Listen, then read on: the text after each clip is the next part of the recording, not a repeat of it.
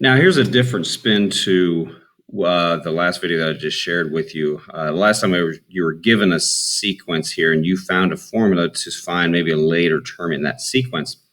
Well, you could be given maybe just two random terms within that sequence. For example, here you're given that the 8th term is 85 and the 14th term is 157. Well, one thing that we can do is we can use that formula again. If we're asked to find the 5th term, we're going to do some things with this. Okay. First of all, if you remember before, we need to use this formula: a sub n equals a sub 1 plus n minus 1 times d. Okay. Now we know what some random terms are. Okay, you could say we know some n values. What we don't know is that first term. So I'm going to do some things here to find that first term. We could actually find that difference as well. Knowing that this is an arithmetic sequence, in other words, it just keeps adding some number each term, what we can do is take and that 14th term, which is 157, maybe subtract that 85th term, and then divide that by the difference of these two terms. For example, here you have 14 minus 8. It's kind of like finding a slope. In fact, there's a lot of similarities between the slope and that common difference. So if I do this, if I take 157 minus 85, that is going to give me, I believe, 78. I want to check my math on that. Then down here, I have 14 minus 8, which is 6. So if I divide that out, that'll give me 13. So my d value, that's the d value, would be 13. So what I can do is maybe replace some information here. I have a sub n equals a sub 1 plus n minus 1 times 13. Now, in order to find that 5th term, I still am missing that first term. So what I can do is maybe use either one of those two terms. I'm going to go with this first one because it has smaller numbers.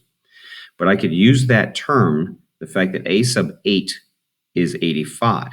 So let's use that. For a sub n, that would be a sub 8, which is 85, equals a sub 1 plus the n value there, that is the 8th term. So I'll take 8 minus 1 and then multiply that by 13. So what I'm going to do is I will take 8 minus 1, which is 7. Okay, I'll just go ahead and show that. So I have a sub 1 plus 7 times 13. Well, 7 times 13, let's see here, will be 91. So I have a sub 1 plus 91 equals 85. So my a sub 1 value would be, if I take 85 and subtract that 91, then that gives me negative 6. Now that's not my answer. What that represents is a sub 1. So now, kind of a long process, I know, but now what I can do is go back up here to this formula and say that if I want to find the 5th term, then what it is that I'm trying to find is a sub 5. So to do that, I take a sub 1, which we now have found to be negative 6. So negative 6 plus n minus 1. Now n represents the 5, so 5 minus 1 times 13. So if I do what's in my parentheses first, I have 4 times 13, and 4 times 13 would be 52. So what I'm doing is I'm taking negative 6 plus 52. So the 5th term, which is what I was looking for, is 46. That would be my answer. A lot of work, isn't it? That's why in your homework you might notice you only have 3 of these. So let's try another one just to make sure here. And don't forget, anytime during the videos, if I'm going too fast for you, you can always go back, pause it, and go back and listen to it again. So here we have the 11th term. All right, so we want to find, what we're trying to find is a sub 11. Okay, I'll get to that later on. In order to do that, I'm going to use that formula of a sub n, and make sure you know this formula. This will not be given to you on quiz day. So a sub 1 plus n minus 1 times d. Well, to find that d value, let's go ahead and take negative 121, subtract negative 133, and that'll be over 3 minus 1.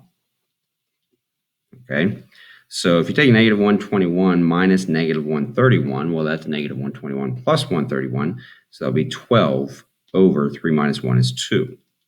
Okay, so your D value would be 6. So my formula right now will be a sub n equals a sub 1 plus n minus 1 times 6. Okay, well, let's take some other information we're given. We're given that a sub 2 is negative 133. So we could say, okay, let's take negative 133 equals a sub 1. I'm trying to find that a sub 1 value, because if I know that, I can just plug some things into that formula and find what that 11th term is. So a sub 1 plus the n value here is 2. So I've got 2 minus 1 times 6. All right, so 2 minus 1 is 1. 1 times 6 is 6. And then I'm going to go ahead and subtract that 6 from both sides. So I get negative 139 for a sub 1. Now that I have that, I'm going to go ahead and substitute the a sub 1 value into this formula. So I have negative 139 plus, if I want the 11th term, then I'd have 11 minus 1 times 6.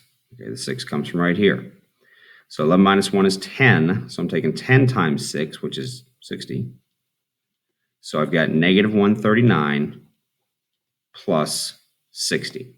And if I combine that together, that gives me negative 70. So the 11th term is negative 70.